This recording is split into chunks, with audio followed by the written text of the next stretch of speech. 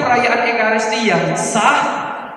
Nah ini Bapak Ibu, nah ini perayaan Ekaristi kelas 1 itu yang mimpin siapa? Pak Oskop.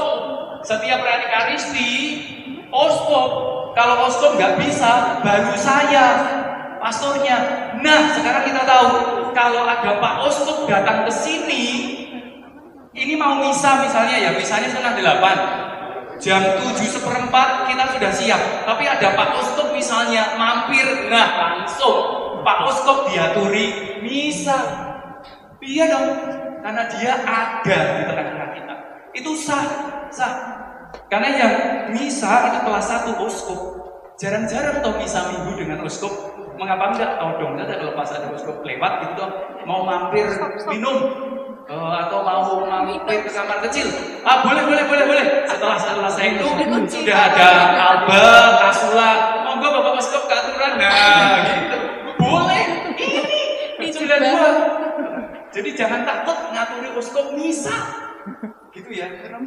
Jangan takut. Saya enteng gitu. Maka jangan kalau pas dekat misa jangan diaturi Monsinyor nunjuk rumian. Enggak sesuai dengan ini. Gitu ya. Monggo katuran lenggah-lenggah. Monggo katuran mimpin Ekaristi itu. Nih, maka ini kalau uskup hadir dalam suatu Ekaristi yang dirayakan bersama umat, paling tepat ia memimpin sendiri. Kalau dia memang hadir ya, maka dia memimpin. Para imam hanya konselebran. Nah, konselebrasi ini jangan pernah mengatakan Bapak Ibu, romonggo derek misa. Lho kok kenging menapa Pak Bu kok diaturi kula diaturi misa supaya rame-rame. Enggak. Ini sudah diantisipasi supaya gagasan itu tidak terpelihara. Konselebrasi bukan untuk rame-rame, bukan. Jelas ya? Bukan untuk meriah, bukan, tetapi untuk memperlihatkan jelas misteri gereja, yaitu sakramen kesatuan. Jadi nek okeh soyo pasti soyo okeh itu semakin ketok nek rukun gitu loh Bapak Ibu, bersatu, bukan supaya soyo meriah, supaya soyo gayeng, enggak ada. Teks ini sudah mengatakan. Maka besok kalau jenengan ngaturi pastor-pastor sekian banyak bisa di sini, jangan sampai ditulis supaya perayaan gayeng ikutlah, enggak. Tapi supaya semakin kelihatan gereja kita itu satu, datanglah gitu ya. Maka jangan salah memberi undangan. Mbok rawuh, mbok melu misa. Kenapa to gayeng? Kok bisa kok aku moro nggo gayeng-gayengan tok. Gitu ya. Maka ada arti yang lebih. Ini sakramen kesatuan supaya lebih satu. Kalau ada diakon juga diaturi supaya bukan gayeng tetapi supaya semakin besar. Gitu ya. Paragraf berikutnya, kalau uskup tidak berkenan memimpin, maka ia akan menugaskan imam lain. Lalu uskup tetap harus diberi bagian untuk berkhotbah karena yang punya tugas utama mengajar uskup. Gitu ya. Maka dia yang berkhotbah. Lalu akhir misa dia memberi berkat. Nah, sekarang kita tahu dan kita tahu jawabannya ketika Paus Fransiskus datang. Loh, Paus kok tidak pakai stola, tidak pakai alba, pakainya pluviale. Mengapa? Ya karena dia tidak mimpin sendiri perayaan Ekaristi. Maka ini bisa menjawab mengapa Paus Fransiskus kemarin pakai baju untuk perarakan pluviale warna putih, bukan kasma, tapi dia pakai stola. Nah, karena kita tahu, karena uskup tidak berkenan memimpin perayaan sendiri, tapi dia mengisi homili dan memberi berkat penutup. Tapi Ekaristinya sendiri dipimpin oleh uskup yang lain, itu ya. Maka dia hanya pakai pluviale di atas altar. Nah, sekarang kita tahu. Maka ini menarik. Maka besok kalau masih ada yang tanya di YouTube atau dimanapun, Pak Pausnya tidak pakai stola kayak biasanya. Nah, jawabannya 92 karena dia tidak berkenan memimpin sendiri, maka yang memimpin orang lain. Kemudian dia hanya mengisi sabda dan berkat, maka dia pakainya pluviale dan alba dan pluviale. Gitu ya. Ada tanya? Bu Ida. Maaf, kembali ke 90. Iya.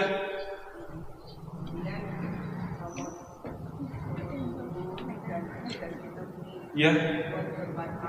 Iya. Kami juga menghormat altar. Iya.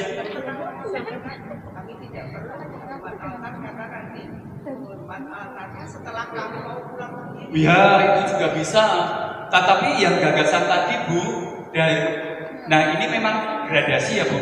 Daripada ketika kami di atas itu mencium, lalu Anda membungkuk. Kalau itu enggak. Nah, daripada itu juga tidak sambung. Maka kalau Anda mau sama-sama dengan kami menghormat altar, maka ketika kami menghormat, maka Anda boleh menghormat altar. Meskipun betul yang dikatakan Bu Indah, kadangkala ketika kita mau keluar dari gereja, kita juga berdiri lalu berlutut atau membungkuk menghormat altar. Maka kalau itu yang akan Anda lakukan, maka Anda tidak perlu berlutut atau membungkuk ketika pastor dan petugasnya membungkuk. Nah, maka kalau Anda ikut membungkuk begini ketika pastornya membungkuk mau masuk, maka ketika pastornya masuk, Anda yang sudah menghormat altar, apa yang harus Anda lakukan? Segera keluar dari barisan lalu pulang. Itu ya gagasannya. Jadi itu seperti pamitan karo Gusti Allah. Gusti dalem mengker, ya sudah pergi. Mosok Gusti dalem mengker isih jagong. Nah, gitu soalannya. Gitu ya. Supaya kita tahu. Ya, betul. Kita sudah ikut. Ya. Betul. Maka kalau kita sudah pamitan, kita langsung pulang. Apakah saya boleh hormat berkali-kali? Jawabannya ya boleh. Tetapi supaya hormat kita kemudian logis, bermakna, maksudnya logis bermakna, maka ya itu tadi. Jadi ketika kami menghormat, kami pergi masuk, maka ketika Anda menghormat, maka Anda pergi dari barisan pulang.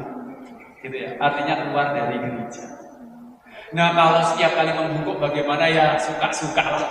Tapi kalau kita mau tata gerak kita itu bermakna, maka begini.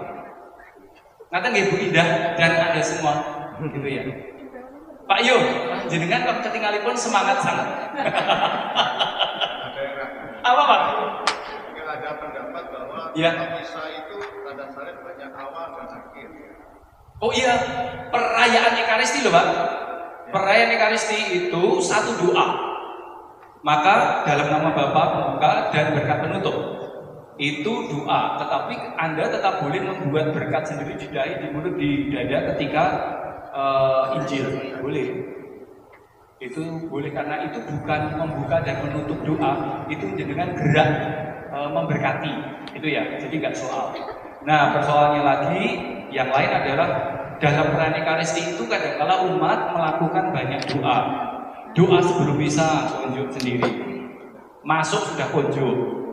Duduk, sebelum duduk jengkeng berlutut, jengkeng dulu sebelum duduk. Setelah itu tanda salib duduk. Mau sembahyang lagi, sembahyang.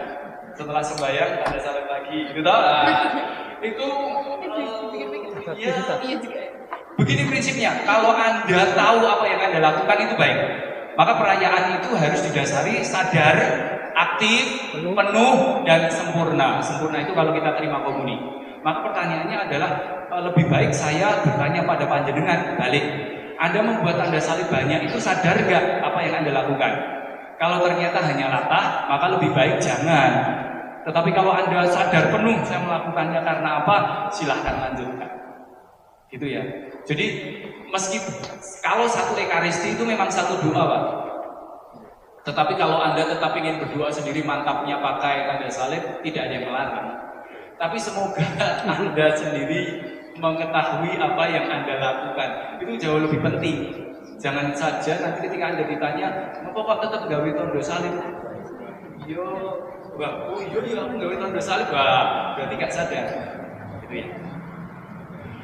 Di luar akan ada banyak pertentangan Pak, tetapi prinsipnya satu, Ekaristi itu satu doa utuh, maka tanda salibnya di awal dan di penutup. Tetapi memang ada tanda salib berkat, itu bukan memulai dan menutup doa.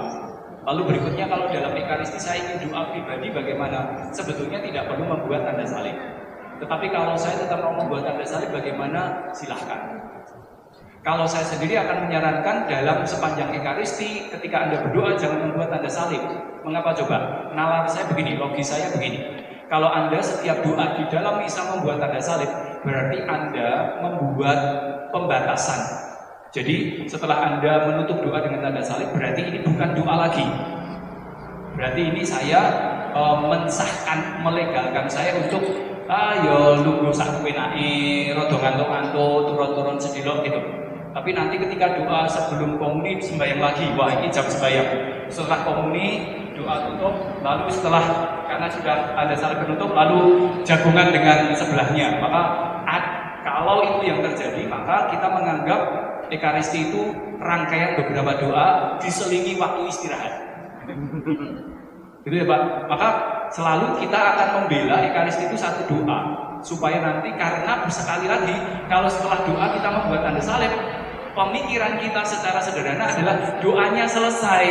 Nek wis rampung sembahyang aku entuk cerita, aku entuk dolan, gitu loh Pak. Gitu ya. Jadi hati-hati dengan membuat banyak tanda salib. Kalau kita tidak sadar apa efeknya, maka lebih baik kita selalu pegang teguh Ekaristi itu satu doa, maka kita mau doa sendiri atau doa bersama dalam misa tanda salibnya 2 kali. Gitu. Tapi kalau Anda tahu paham betul apa tanda salib yang Anda lakukan, silahkan Mbak Soka. Tapi memang diantisipasi supaya di awal dan di akhir, supaya nanti tidak merasa setelah tanda salib penutup selesai. Lalu boleh free me time. Maka setelah bacaan Injil itu kan biasanya ada umat yang masih membuat tanda salib. Setelah membuat tanda salib, apa yang dilakukan? Keluar. Udut. Ngemong putrane. Nilii mobilnya lampunis dipaten kodruk. Nah gitu toh. Karena bisa jadi gagasannya adalah rampung sidik khotbah ora pati perlu. Padahal kalau dikasih khotbah bagian penjelasan dari kitab suci. Gitu toh. Gitu. Masih ada pertanyaan saja ya. Budi dan Bupar. Budi Oh iya ya, Bupar dulu lah, Bupar. Tadi saya baca yang 89. Apa Bu? Dalam kami menyusun jadwal. Iya. Itu dalam draft dari lalu pembuka kan hanya sampai lagu penutup. Iya. Kemudian setelah itu baru ada dapat juga dilakukan pada syukur atau nyanyian pujian. Iya. Dalam pikiran kami itu, apakah lagu penutup itu sama dengan madah syukur atau nyanyian pujian? Nah kalau dalam teks ini lain Bu, karena madah syukur itu ketika pastornya dan semua sudah terima komuni, lalu kami menikmati pengalaman komuni, lalu diiringi dengan lagu. Lalu lagu penutup itu iringan ketika kita semua bubar. Gitu. Berarti dalam draft itu saya tidak perlu menuliskan madah syukur kemudian lagu penutup. Enggak, karena beda. Dalam teks ini beda ya Bu. Gitu. Jadi yang kita lakukan sementara ini adalah lagu penutup, tidak ada madah syukur. Karena madah syukur itu pujian karena sudah menerima komuni, sambil kita merasakan nikmatnya bersama dengan Tuhan dan saudara-saudara seiman. Dan lagu madah syukur setelah lagu komuni, gitu ya. Yang selama ini mulai tahu kan hanya lagu komuni, kemudian lagu penutup. Ya. Berarti nanti lagu penutup kan kita sebut bebas sesuai tema. Ya. Jadi di bawah boleh ditambahkan lagu madah syukur. Bisa. Tapi madah syukur itu dinyanyikan untuk pilihan ketiga loh Bu. Kalau tidak hening semua, lalu berikutnya bisa duduk hening semua, bukan hening tetapi duduk bersama dalam tenang mendengarkan musik dan lagu madah syukur, gitu ya. Jadi sama seperti tadi sudah saya katakan pada Mas Vino, Jenengan dan Bu Litbin. Jadi kalau mau ada madah syukur, pastornya ditari dulu. Iya, karena itu lagu sebelum doa sesudah komuni. Jadi ketika semua sudah terima komuni, lalu sedikit menikmati konsernya syukur gitu. Gitu ya. Gitu. Budi. Yang di tadi ada Nomor berapa Bu? Oke. ada juga dalam homili loh. Kadang-kadang dalam homili itu seperti terpisah dan ada romo yang homilinya ada pertanyaan Oh, ya. cerita-cerita dan Ya. sebagainya itu bagaimana kita menyatukan satu doa itu? Ya. Saya nggak bisa jawab ya itu ya.